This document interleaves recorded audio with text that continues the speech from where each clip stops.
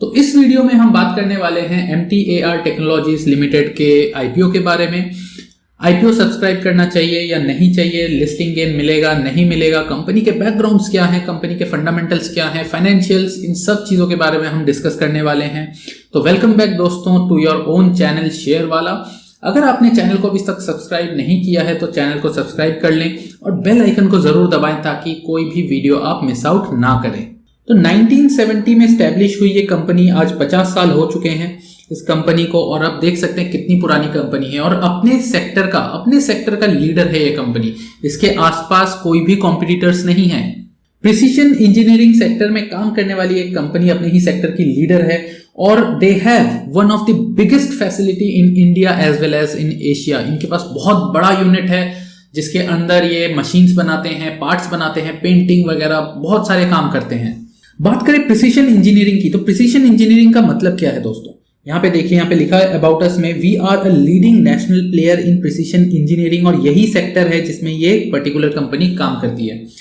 Precision engineering का मतलब ऐसे मशीनरी मैन्युफैक्चर करना या ऐसे कंपोनेंट्स या पार्ट्स मैन्युफैक्चर करना जिनमें अटमोस्ट एक्यूरेसी की जरूरत होती है। अटमोस्ट एक्यूरेसी की जरूरत होती है मतलब कि अगर आपको साइंस का थोड़ा बहुत नॉलेज होगा, फिजिक्स का थोड़ा बहुत नॉलेज होगा, केमिस्ट्री का, तो आपको पता होगा कि साइंस के जो भी इक्विपमेंट्स बनते हैं या जो हम स्केल्स यूज करते हैं उसमें जीरो एरर होता है, करेक्ट? तो जीरो एरर अगर बहुत ज्यादा है तो वो स्केल से मेजरमेंट आपका गलत आएगा। हम कोशिश करते हैं हमेशा कि कोई भी ऐसा स्केल लें जिसका जीरो एरर मिनिमम हो। तो ये जो प्रिसीजन इंजीनियरिंग सेक्टर में काम होता है और इसमें जो मशीन्स या कंपोनेंट्स बनते हैं उनमें ये कोशिश किया जाता है कि उनके जो जीरो एरर है वो कम से कम हो, अटमोस्ट एक्यूरेसी हो मशीनरी में, मशीनरी स्टेबल हो और एक लॉन्ग टाइम के लिए काम करता रहे। बात करें कंपनी के अचीवमेंट्स की, तो अचीवमेंट्स तो बहुत है, उनमें से जो मेजर है मैं वो आपको गिनवा देता हूं। 1989 में इन्होंने PSLV रॉकेट के लिए जो इंजन की जरूरत थी वो इन्होंने मैन्युफैक्चर किया था। PSLV रॉकेट जिसके बारे में हम सब जानते हैं, इंडिया के लिए बहुत सारे सैटेलाइट्स इसने ऑर्बिट में पहुंचाए हैं और आज भी ये रॉकेट यूज होता है लो ऑर्बिट सैटेलाइट्स को पहुंचाने के लिए। मैन्युफैक्चरिंग इंपॉर्टेंट कंपोनेंट्स फॉर अग्नि प्रोग्राम 1999 में जो अग्नि प्रोग्राम लॉन्च हुआ था, अग्नि प्रोग्राम मतलब कि अग्नि मिसाइल्स, आपने सुना होगा अग्नि मिसाइल्स 1, 2, 3 अग्नि मिसाइल्स जो इंडिया ने बनाए थे उसमें जो कंपोनेंट्स यूज हुए थे वो इन्होंने मैन्युफैक्चर किया था। साथ ही न्यूक्लियर रिएक्टर्स के लिए ग्रिड प्लेट्स भी ये लोग मैन्युफैक्चर करते हैं और हाल ही में इन्होंने रोलर स्क्रूज, यहाँ पे आप स्क्रीन पे देख सकते हैं, ये होते हैं रोलर स्क्रूज। तो रोलर स्क्रूज का स्क्रू का डेवलपमेंट इन्होंने स्टार्ट कर दिया, मैन्युफैक्चरिंग इन्होंने स्टार्ट कर दिया। अभी तक ये स्क्रूज इंडिया में नहीं बनते थे, बाहर से इंपोर्ट कराया जाता था और एक बहुत इंपॉर्टेंट कंपोनेंट है एयरक्राफ्ट्स के लिए। तो ये अब MTAR ने खुद इन हाउस बनाना स्टार्ट कर दिया है। नेशन बिल्डिंग में काफी बड़ा योगदान रहा है MTAR टेक्नोलॉजीज का और आगे भी रहेगा, क्योंकि इनके आसपास कोई भी कॉम्पिटिटर नहीं है जो इनको कॉम्पीट कर सके। बात करें बिजनेस सेगमेंट्स की, तो सिविल न्यूक्लियर में ये है, डिफेंस एरोस्पेस में है, स्पेस में है, ball screw and roller screw development में है, क्लीन एनर्जी में है और मरीन कंपोनेंट्स में है। तो बहुत मेजर सेगमेंट्स हैं ये। सिविल न्यूक्लियर एनर्जी का न्यूक्लियर रिएक्टर्स में जो लगने वाले कंपोनेंट्स है वो ये लोग बनाते हैं। डिफेंस एरोस्पेस, DRDO के कंपोनेंट्स, एयरक्राफ्ट के कंपोनेंट्स, ये सब बनाते हैं। मिसाइल्स में इनके कंपोनेंट्स यूज होते हैं। स्पेस की बात करें तो जैसे मैंने बताया PSLV के लिए इन्होंने रॉकेट इंजन बनाया था और आगे भी इसरो के काफी सारे प्रोजेक्ट्स में ये लोग काम कर रहे हैं। बॉल स्क्रू ये लोग बनाने लगे हैं। क्लीन एनर्जी में काम करते हैं। मरीन से रिलेटेड जो इक्विपमेंट्स हैं, navy, merchant navy, Indian navy में लगने वाले जो कंपोनेंट्स हैं वो ये लोग मैन्युफैक्चर करते हैं। बात करें क्लाइंट बेस की, तो क्लाइंट्स इनके पास बहुत है, लेकिन जो मेन क्लाइंट्स हैं उनकी बात मैं बता देता हूं। Bharat Dynamics, ISRO, HAL, Bloom Energy, BrahMos, Rafale, ये सारे बहुत फेमिलियर नाम है जो आप लोगों ने सुना ही होगा। ये सब MTAR के क्लाइंट्स हैं। तो आप सोच सकते हैं कितने बड़े बड़े कंपनीज, गवर्नमेंट ऑफ इंडिया के सब्सिडरीज, ये सब MTAR टेक्नोलॉजीज के क्लाइंट्स हैं। इसके अलावा इंडिया के बाहर भी इनके बहुत क्लाइंट्स हैं। बहुत सारे कंपोनेंट्स ये लोग एक्सपोर्ट करते हैं। ऑलमोस्ट 50% इनकी जो मैन्युफैक्चरिंग है वो एक्सपोर्ट होती है। ये था कंपनी के बैकग्राउंड के बारे में, उनके क्लाइंट बेस, किस सेक्टर में कंपनी काम करती है, क्या चीजें बनाती है, इन सब चीजों के बारे में हम बात कर चुके हैं। अब आते हैं फाइनेंशियल्स पे। तो बात करें रेवेन्यू की, तो 2018 से 2019 के बीच इनका रेवेन्यू इंक्रीज हुआ है, 1605 मिलियन से लेके 1859 मिलियन हुआ है। और बात करें नेट प्रॉफिट आफ्टर टैक्स, तो वो काफी ज्यादा बढ़ता हुआ यहाँ पे दिख रहा है 18 से 19 में।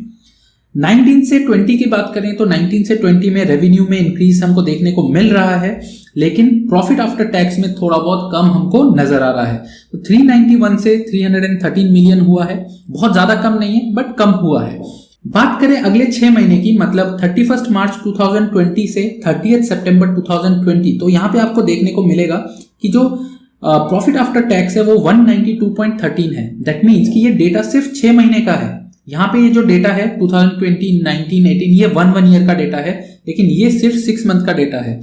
तो दैट मीन्स कि अगर हम अगले 6 मंथ का एक एवरेज लगाए, एस्टिमेशन लगाए कि इतना ही फर्दर प्रॉफिट हुआ होगा 192, तो ये कुल मिला के टोटल हमारा बन के आता है 483 यानी 384। तो अगर ये 384 इवन 350 भी अगर देता है तो कोविड के टाइम पे 350 मिलियन अगर ये प्रॉफिट दे रहा है, जो कि इसके पिछले साल से ज्यादा है या उसके बराबर भी अगर होता है, तो भी मैं कहूंगा कि ये बहुत अच्छे रिजल्ट्स हैं। तो फंडामेंटली कंपनी काफी स्ट्रांग है, लॉन्ग टर्म पर्सपेक्टिव से वर्थ इन्वेस्टिंग है, आप इन्वेस्ट कर सकते हैं, मेरे तरफ से गो अहेड। अगर आप देखेंगे 2018, तो 2018 से 2019 के बीच मुनाफा यानी प्रॉफिट आफ्टर टैक्स काफी बड़ा है, बट 2019 और 20 में फ्लैट रहा है। दैट मीन्स कि जितना 2019 में था उतना ही 2020 में हम कंसीडर कर सकते हैं, थोड़ा बहुत कम है इनफैक्ट। बट अगर हम बात करें 2020 मतलब 31 मार्च से लेके 30 सितंबर, इस 6 मंथ के पीरियड में अगर आप देखेंगे तो प्रॉफिट आफ्टर टैक्स 192.13 मिलियन है, जो कि एक अच्छा फिगर है मेरे हिसाब से। जहां तक अगर हम कोविड के जो केसेस आए, जो स्पाइक्स आए, कोविड का जो वेव आया, उसके चलते अगर ये प्रॉफिट को हम कंसीडर करें तो ये बहुत अच्छा प्रॉफिट है। जहां कंपनीज ने लॉस किया है, प्रॉफिट कंपनीज को नील प्रॉफिट हुआ है, वहां इस कंपनी ने 192 करोड़ का प्रॉफिट शो किया, 192 मिलियन का प्रॉफिट शो किया है विद इन 6 मंथ। और ध्यान देंगे मार्च से सितंबर ये पीक टाइम था जब इंडिया में लॉकडाउन भी हुआ, कोविड के केसेस बहुत ज्यादा बढ़े। तो मैं उम्मीद करता हूं कि आने वाले 6 महीने में, जो यहाँ पे अपडेटेड अभी नहीं हुआ है, दैट मीन्स कि 1 अक्टूबर से 31 मार्च 2021 तक का जो रिजल्ट होगा, जो 6 मंथ का प्रॉफिटेबिलिटी होगा, वो अगर इसमें इंक्लूड करें तो पिछले साल के बराबर रहेगा या उससे ज्यादा रहेगा। ठीक है, तो उस हिसाब से हम ये अनुमान लगा सकते हैं कि ये कंपनी आगे चल के बहुत अच्छा मुनाफा आपको दे सकती है। कंपनी के फंडामेंटल्स अच्छे हैं, कंपनी में डेप्थ उतनी ज्यादा नहीं है और कंपनी कंटिन्यूअसली फ्लरिश कर रहा है। तो उस हिसाब से लॉन्ग टर्म पर्सपेक्टिव से ये कंपनी अच्छी है। तो इस इशू से रेज होने वाले पैसे को कंपनी अपने डेट क्लियरिंग में यूज करेगी और वर्किंग कैपिटल रिक्वायरमेंट्स को फुलफिल करेगी। तो बात करें लिस्टिंग गेन की, तो इस पर्टिकुलर आईपीओ में आपको लिस्टिंग गेन हो सकता है। इसके 2-3 रीजंस हैं। पहला, मार्केट का सेंटीमेंट इस टाइम पॉजिटिव है। दूसरा, कंपनी के फंडामेंटल्स काफी स्ट्रांग है। तीसरा, इस टाइम काफी सारे लोग मार्केट में आ रहे हैं, इन्वेस्ट कर रहे हैं। कि अगर आपका मोटो सिर्फ और सिर्फ लिस्टिंग गेन है तो पहले दिन वेट कीजिए, पहले दिन देखिए आईपीओ कितना सब्सक्राइब हो रहा है। अगर कंप्लीटली सब्सक्राइब हो जाता है ये आईपीओ तो डेफिनेटली ये लिस्टिंग गेन देगा। तो अगर पहले दिन में ये कंप्लीट सब्सक्राइब हो जाता है या 85-90% भी सब्सक्राइब हो जाता है तो भी आप मान के चलिए कि आपको लिस्टिंग गेन तो मिल ही जाएगा। अगर आप लॉन्ग टर्म पर्सपेक्टिव से इसमें इन्वेस्ट करना चाहते हैं तो मेरे तरफ से गो अहेड है, डेफिनेटली आप कर सकते हैं। कंपनी अच्छी है, आपको अच्छा मुनाफा करके दे सकती है। तो आईपीओ की ओपनिंग डेट है 3 मार्च 2021 और आईपीओ की क्लोजिंग डेट है 5 मार्च 2021। फेस वैल्यू 10 पर इक्विटी शेयर है। प्राइस बैंड अभी तक डिसाइड नहीं किया गया है, जैसे ही प्राइस बैंड अपडेट होता है तो मैं आप लोगों को अपडेट कर दूंगा। नीचे दिए गए टेलीग्राम चैनल के लिंक पे जरूर जाएं और उसको सब्सक्राइब करें, क्योंकि सबसे पहले न्यूज टेलीग्राम चैनल पे ही पोस्ट करता हूं मैं और डेली रिकमेंडेशंस भी उसमें पोस्ट होते हैं। तो टेलीग्राम चैनल को सब्सक्राइब करना ना भूलें। वीडियो अगर अच्छी लगी तो वीडियो को लाइक जरूर करें और हाँ, सब्सक्राइब करना मत भूलें। Thank you.